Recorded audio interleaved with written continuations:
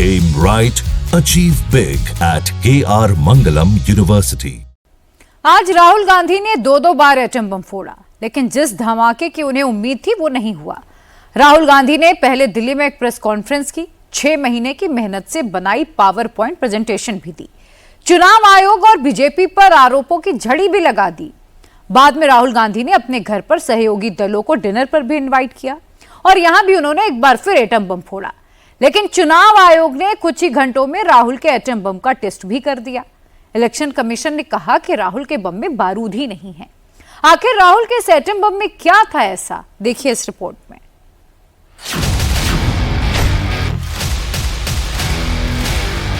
And this task took us 6 months. Just zoom out for a second. The names, that's their addresses. House number 0, house number 0, ILSDHFHUG. नहीं, आप हंस रहे हो भैया, पूरा system उड़ा दिया है, चोरी हो रही है। राहुल ने फोड़ा एटम बम। एटम बम में कितना दम? भूकंप आएगा या बम बेदम? तो हमने अपना ही इन्वेस्टिगेशन करवाया, उसमें 6 महीने लगे और जो हमें मिला है वो एटम बम है। मतलब एटम बम है, फटेगा तो आप इलेक्शन कमीशन आपको दिखेगा नहीं हिंदुस्तान में।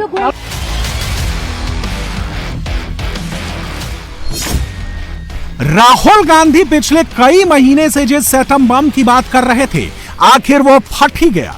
राहुल ने जिस अंदाज में अपना बम फोड़ा, उसे देखकर लग रहा है कि उन्हें अपने एटम बम में बहुत दम नजर आ रहा है। 6 महीने की मेहनत पावर पॉइंट प्रेजेंटेशन में दिख रही थी।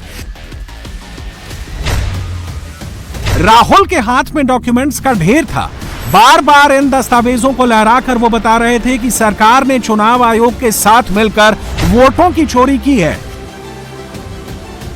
राहुल और कांग्रेस का दावा है कि उन्होंने इतने डॉक्यूमेंट्स की जांच की है जिनकी हाइट ही करीब 7 फीट है। लेकिन क्या दस्तावेजों के 7 फीट ऊंचे ढेर में इतने पक्के सबूत हैं जिनसे यह साबित हो सके कि चुनाव आयोग ने गड़बड़ी की है? इस सवाल का जवाब तलाशने से पहले यह जानना जरूरी है कि राहुल की इस पूरी प्रेस कॉन्फ्रेंस का निचोड़ क्या है। राहुल की 1 घंटे 10 मिनट की इस प्रेस कॉन्फ्रेंस का लब्बो-लुआब यह था कि इलेक्शन प्रोसेस में गड़बड़ी 5 लोगों के कहने पर हो रही है और ये 5 लोग हैं मुख्य चुनाव आयुक्त ज्ञानेश कुमार, चुनाव आयुक्त सुखबीर सिंह संधू और विवेक जोशी, प्रधानमंत्री मोदी और गृह मंत्री अमित शाह को भी राहुल लोकतंत्र का दुश्मन बता रहे थे। राहुल ने जो कथित एटम बम फोड़ा है उसके 5 इंग्रेडिएंट्स हैं। पहला, डुप्लीकेट वोटर। दूसरा, गलत और अवैध एड्रेस। तीसरा, एक एड्रेस पर बहुत सारे वोटर। चौथा, वोटर आई कार्ड में अवैध फोटो। और 5वां, फॉर्म 6 का दुरुपयोग। राहुल का आरोप है कि इन्हीं 5 चीजों की वजह से मोदी सरकार बार बार जीत रही है। हमें सस्पेशन था, करोड़ों लोगों को सस्पेशन था कि दाल में क्या कुछ ना कुछ काला है। बीजेपी को एंटी इनकम्बेंसी नहीं लगती थी। ओपिनियन पोल, एग्जिट पोल कुछ कहते थे, रिजल्ट कुछ और आता था। हरियाणा, महाराष्ट्र, मध्य प्रदेश उदाहरण, माहौल बनाया जाता था कि इस कारण जीते। लाडली बहना, पुलवामा, सिंदूर, नैरेटिव क्रिएशन। और फिर इलेक्शन कमीशन कोरियोग्राफ शेड्यूल बनाता था। जब कागज के वोट पड़ते थे, हिंदुस्तान 1 दिन में वोट करता था। बट अब इलेक्ट्रॉनिक वोटर मशीन है, महीने लगते हैं। उत्तर प्रदेश के मतलब 5 स्टेजेस हो गए, महाराष्ट्र में 3-4 लगा दो, असम का टाइमिंग चूज करो, हरियाणा का टाइम बदल दो, महाराष्ट्र का टाइम बदल दो। तो इसके कारण हमें सस्पिशन हुआ कि कुछ ना कुछ है। राहुल गांधी ने अपनी बात के समर्थन में महाराष्ट्र और हरियाणा के विधानसभा चुनाव के साथ साथ कर्नाटक में लोकसभा चुनाव की बात की। महाराष्ट्र पर राहुल के आरोपों का चुनाव आयोग पहले ही जवाब दे चुका है, इसलिए राहुल इस बार कर्नाटक पर ज्यादा बोले। राहुल गांधी ने आरोप लगाया कि चुनाव आयोग की मिलीभगत से डुप्लीकेट वोटर बन गए हैं। कई वोटर ऐसे हैं जिनके नाम पर कर्नाटक के साथ साथ दूसरे राज्यों में भी वोटर आई कार्ड बना है। राहुल का दावा है कि डुप्लीकेट वोट बनाने के लिए गलत और अवैध एड्रेस दिए गए हैं। कई जगह तो सिंगल बेडरूम वाले घर में 40 से लेकर 80 तक वोटर हैं। राहुल ने यह भी कहा कि कुछ वोटर कार्ड्स में अवैध फोटो लगाई गई है जो पहचान में ही नहीं आती। इसके अलावा राहुल गांधी ने फॉर्म 6 के दुरुपयोग का भी आरोप लगाया। फॉर्म 6 चुनाव आयोग का ऐसा दस्तावेज है जिसमें अगर आप 18 साल का होने के बाद अपना नाम भरते हैं तो आपका नाम वोटर लिस्ट में आ जाता है। अपने आरोपों के समर्थन में राहुल गांधी ने कुछ स्पेसिफिक एग्जाम्पल दिए। ये देखिए, गुरकीरत सिंह डांग, इनका नाम बूथ नंबर 116, 124, 125 एंड 126 में 4 बार। जूम इन कीजिए। ये देखिए, गुरकीरत सिंह डांग, फादर्स नेम रणबीर सिंह डांग, हाउस नंबर A413। ये है बूथ नंबर 366 पे। वही कहानी, ये देख लीजिए, छोटा सा 1 बेडरूम का घर है। जूम इन कीजिए। ये सब लोग, इलेक्शन कमीशन के मुताबिक ये सब लोग इस घर में रहते हैं, और जब हम वहां जाते हैं एक भी नाम नहीं मिलता, और वहां के लोग कहते नहीं ऐसे, इन लोगों को हम नहीं जानते। Zoom out. 10,000 से ज्यादा वोटर सिंगल एड्रेस में गए। ये देखिए, शकुन रानी जी हैं, इसमें उनकी फोटो जूम आउट है, इसमें उनकी फोटो जूम इन है। ऊपर देखिए, फर्स्ट नेम शकुन, सरनेम रानी। यहां देखिए, सरनेम है ही नहीं, फर्स्ट नेम शकुन रानी। और ये देख लीजिए, साइड पे इन्होंने 2 बार ही वोट किया है। अब पता नहीं इन्होंने किया है किसी और ने किया है, बट 2 बार इस आईडी कार्ड पे 2 बार वोट लगा है। वो जो टिक है वो पोलिंग बूथ के ऑफिसर की है। राहुल गांधी ने इस एटम बम को तो यह सोचकर फोड़ा कि इससे सरकार और चुनाव आयोग ध्वस्त हो जाएंगे, लेकिन ऐसा लग रहा है कि राहुल का यह बम बैकफायर कर गया है। राहुल गांधी की प्रेस कॉन्फ्रेंस खत्म होते ही कर्नाटक के मुख्य चुनाव अधिकारी ने उन्हें एक लेटर भेज दिया है। इस लेटर में लिखा गया है कि राहुल गांधी ने पात्र वोटरों के नाम काटे जाने और अपात्र लोगों का नाम वोटर लिस्ट में शामिल करने का जो आरोप लगाया है उसका सबूत दिया जाए। इतना ही नहीं, लेटर में यह भी लिखा गया है कि राहुल गांधी जो भी शपथ पत्र दें उस पर उनके साइन होने चाहिए। चुनाव अधिकारी ने कांग्रेस से कहा कि कल दोपहर 1 से 3 बजे के बीच राहुल के दस्तखत वाला शपथ पत्र मिल जाना चाहिए। यह लेटर मिलते ही राहुल डिफेंसिव मोड में आ गए। वो कह रहे हैं कि मेरा वचन ही मेरी शपथ है। What I say to the people is my word. Right? I'm saying it publicly to everybody. Take it as an oath. This is their data, and we are displaying their data. This is not our data. This is Election Commission data. 6 महीने की मेहनत कर चुनाव आयोग पर राहुल गांधी ने जो आरोप लगाए हैं उसे लेकर यह लेटर तो अभी उनकी मुसीबत की शुरुआत है। वोटर लिस्ट में फर्जी वोटर जोड़ने के आरोप लगाकर राहुल ने अपनी पार्टी और अपने गठबंधन के कई एजेंडों की अनजाने में हवा निकाल दी। बीजेपी कह रही है कि राहुल के प्रेस कॉन्फ्रेंस से 2 बातें तो क्लियर हो गई।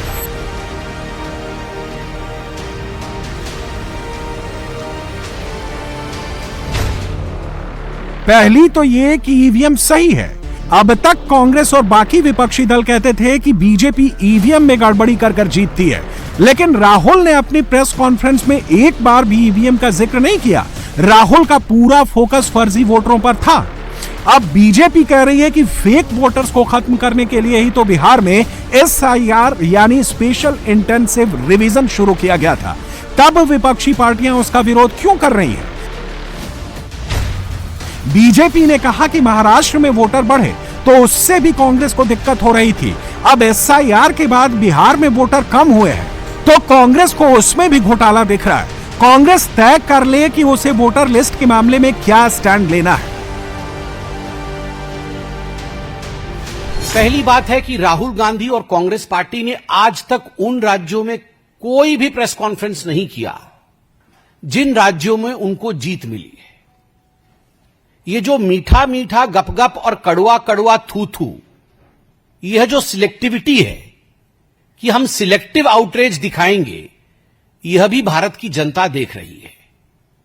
आप हिमाचल में जीतते हैं तो उस समय तो नहीं कहते हैं कि इलेक्शन कमीशन ने अच्छा काम किया, उस समय तो आप नहीं कहते हैं कि इलेक्शन कमीशन ने कहीं ना कहीं फर्जीवाड़ा किया, उस समय आप फर्जीवाड़ा आपको नजर नहीं आता है। जब आपको 99 सीट मिलती है लोकसभा के चुनाव में, तो आप पूरे देश में सेलिब्रेट करते हैं और कहते हैं देखो हमारी जीत हो गई। कैसे? यदि देश का लोकतंत्र हार गया, यदि देश का चुनाव आयोग ही कॉम्प्रोमाइज्ड है आपके कहने के मुताबिक, तो आप सेलिब्रेट किस बात का कर रहे हो कि हम जीत गए हैं, हमें अधिक सीटें मिली है। तो कहीं ना कहीं एक सिलेक्टिव आउटरीच कांग्रेस पार्टी और राहुल गांधी में देखने को मिलता है। वोटर लिस्ट पहला मामला नहीं है जहां राहुल गांधी कंफ्यूज नजर आ रहे हैं। पिछले 11 साल में राहुल ये तय नहीं कर पाए हैं कि मोदी को किस मुद्दे पर घेरा जाए। राहुल कभी अडानी अंबानी की बात करते हैं, कभी राफेल पेगासस को लेकर भी हंगामा कर चुके हैं। इसके अलावा कभी वो संविधान बदलने का डर दिखाते हैं, कभी आरक्षण खत्म होने का, जातिगत जनगणना से लेकर अब वो ट्रंप के सुर में सुर मिलाते हुए डेड इकोनॉमी का राग छेड़ने लगे हैं। पहले ईवीएम का आरोप लगाते थे, अब वोटर लिस्ट को फेक बता रहे हैं। राहुल किसी एक स्टैंड पर टिक नहीं पाते, इसलिए उनका नैरेटिव हमेशा फेल हो जाता है। उदाहरण के लिए अगर इसी प्रेस कॉन्फ्रेंस की बात करें तो राहुल गांधी ने कहा कि लोकसभा चुनाव में फर्जी वोटरों की वजह से बीजेपी को 25 सीटें ज्यादा मिली। राहुल बार बार 25 सीटों पर फोकस कर रहे थे, लेकिन वो ये हिसाब लगाना भूल गए कि अगर बीजेपी को 25 सीटें कम भी मिलती तो सरकार बनाने के सबसे करीब वही होती। 2024 के लोकसभा चुनाव में एनडीए को 293 सीटें मिली थी। अगर इसमें से 25 सीट घटा भी दी जाएं तो भी यह आंकड़ा 293 - 25 यानी 268 होता। ये बहुमत के लिए जरूरी 272 से 4 कम है और मोदी के लिए 4 सीटों का इंतजाम करना खास मुश्किल नहीं होता। वहीं अगर ये 25 सीटें इंडिया अलायंस के खाते में जाती तो उसके पास 259 सीटें होती, जो बहुमत के आंकड़े से फिर भी 13 सीट दूर होता। लेकिन इन 25 सीटों को लेकर राहुल इतने खफा थे कि उन्होंने जिला चुनाव अधिकारियों तक को धमकी दे डाली। अब तक राहुल चुनाव आयोग के अफसरों यानी मुख्य चुनाव आयुक्त और चुनाव आयुक्तों को ही धमकाते थे, लेकिन अब राहुल ने कहा कि अगर भविष्य में इंडिया अलायंस की सरकार बनती है तो चुनाव अधिकारियों पर भी एक्शन होगा। बीजेपी ने इस धमकी पर कड़ी आपत्ति जताते हुए कहा कि राहुल गांधी अब बुरी तरह से फ्रस्ट्रेट हो चुके हैं। Now, the Election Commission has to give us that information. Give the people of India that information. Because if they don't, there are going to be consequences. There are going to be consequences for every single polling officer who's doing this. Doesn't matter how senior you are, how junior you are. One day, the opposition is going to come to power, and then you see what we do to you. आज के शब्द क्या थे राहुल गांधी जी के? राहुल गांधी जी के शब्द थे, यदि मेरे प्रेस कॉन्फ्रेंस के ऊपर जवाब नहीं आया तो there will be serious consequences, बहुत घातक परिणाम होंगे। ये वो आज भी कह रहे हैं कि ऐसा समय आ सकता है कि भविष्य में ऑपोजिशन कभी सरकार बना सकती है, तब चुन चुन कर एक एक अधिकारी को, वो कितना भी बड़ा क्यों ना हो, उसको छोड़ा नहीं जाएगा। ये किसकी भाषा है? ये एलओपी की भाषा है या एक, मैं तो खराब शब्दों का प्रयोग, अमर्यादित शब्द का प्रयोग करना कदाचित नहीं चाहूंगा, या सड़क चलते किसी ऐसे व्यक्ति की जो रोड रेज में बोलता है। This language is the language of election rage. Rahul ने अपना कथित एटम बम फोड़ने के लिए टाइमिंग बड़ी सोच समझकर चुनी थी। राहुल ने दिन में बम फोड़ा और रात को इंडिया अलायंस के अपने पार्टनर्स को डिनर पर बुलाया।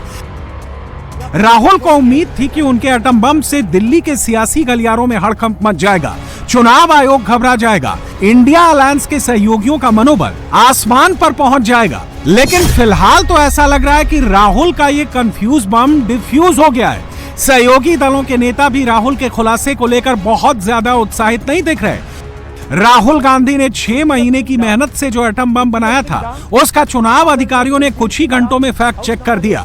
यूपी के चीफ इलेक्शन कमिश्नर ने एक लेटर जारी करके बताया कि राहुल गांधी ने जिस आदित्य श्रीवास्तव के 4 जगह वोटर होने का दावा किया है उसका नाम लखनऊ सीट की वोटर लिस्ट पर नहीं है, वो बेंगलुरु अर्बन विधानसभा सीट की महादेवपुरा बूथ का ही वोटर है। इसी तरह विशाल सिंह का नाम भी इस वक्त वाराणसी कैंट की सीट में नहीं है। राहुल यहां पर इस बात को भूल गए कि एक वोटर का नाम 2 जगह हो सकता है, लेकिन अगर वो परमानेंटली कहीं शिफ्ट हो जाए तो पुरानी जगह की वोटर लिस्ट से उसका नाम कट जाता है। बिहार में हुए SIR के बाद 36 लाख से ज्यादा ऐसे वोटरों का नाम काटा गया है जो बिहार से स्थायी तौर पर दूसरी जगह शिफ्ट हो चुके हैं। कर्नाटक और यूपी के चुनाव अधिकारी के अलावा महाराष्ट्र के चीफ इलेक्टोरल अफसर ने भी राहुल गांधी से उनके द्वारा लगाए गए आरोपों पर जवाब मांगा है। राहुल गांधी से खुद साइन किया हुआ शपथ पत्र देने को भी कहा गया है।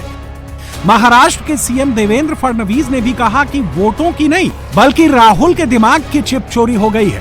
न महाराष्ट्र में वोटों की चोरी हुई है, न देश में कई वोटों की चोरी हुई है। मुझे ऐसा लगता है कि राहुल जी के दिमाग की चिप चोरी चली गई है और उनकी हार्ड डिस्क करप्ट हो गई है। इसलिए लगातार वो झूठ बोल रहे हैं, गलत बयानबाजी कर रहे हैं और जनता का मैंडेट चोरी कर रहे हैं।